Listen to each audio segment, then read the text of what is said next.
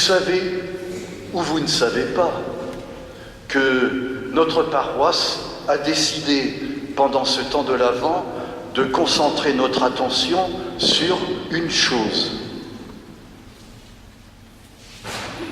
Vivre la paix. Dimanche dernier, c'était vivre la paix en famille. Et aujourd'hui, c'est vivre la paix dans notre entourage. D'où deux questions. Qu'est-ce que c'est vivre la paix? Qu'est-ce que c'est notre entourage? Qu'est-ce que c'est vivre la paix? Il y a plusieurs sortes de paix. Et pour nous le faire comprendre, une anecdote qui m'est arrivée dans la paroisse où j'étais avant d'être au milieu de vous. Notre maison paroissiale était située dans une petite rue qui apparemment était très calme.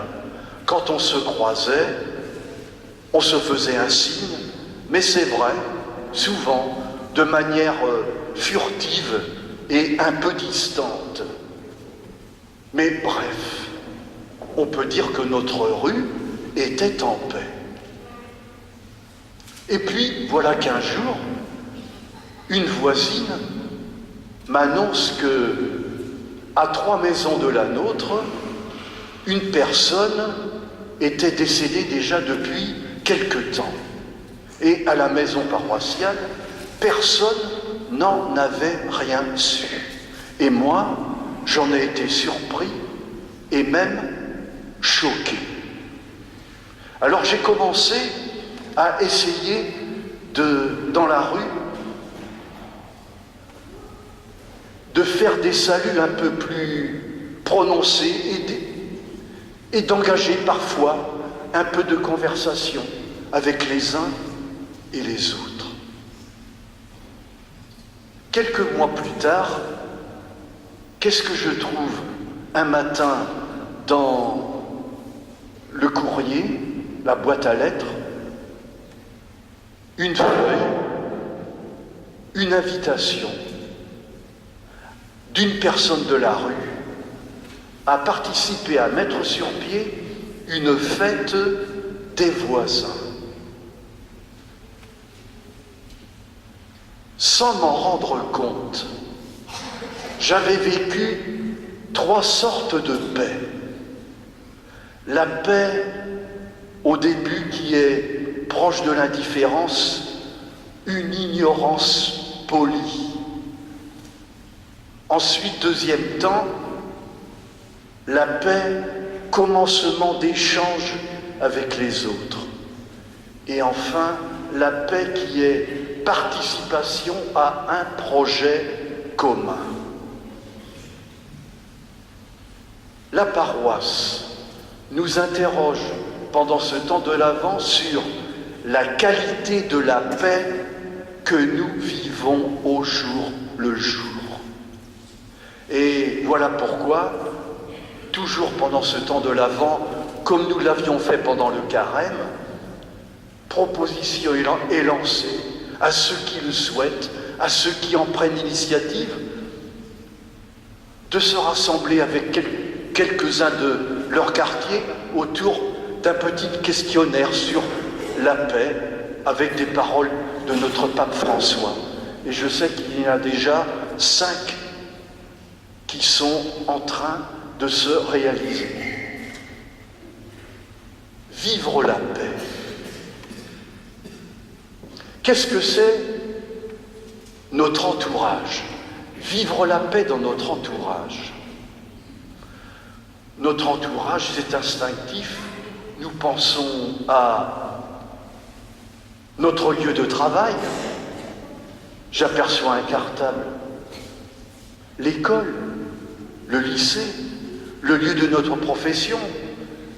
J'aperçois un ballon.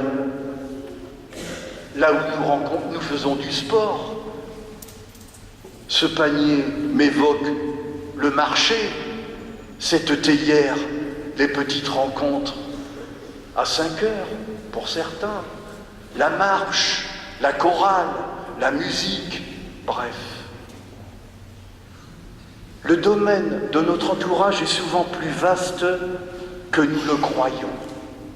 Et je pense surtout en voyant les jeunes à tout ce qui est maintenant réseau social et autres Facebook où nous rencontrons régulièrement d'autres.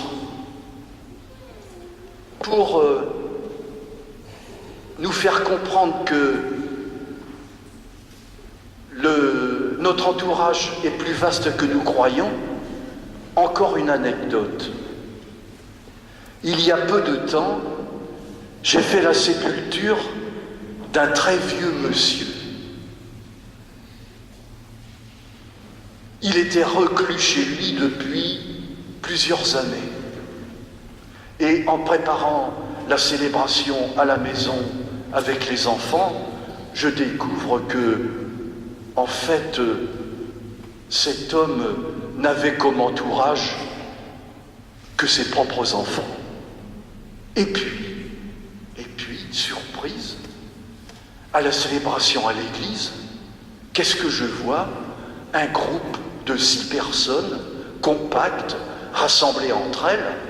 À la fin de la célébration, je suis allé les saluer et ma découverte, c'est que ces femmes qui étaient là étaient les aides-soignantes et les aides à domicile de ce monsieur, auquel, me disent-elles, elles étaient toutes très attachées.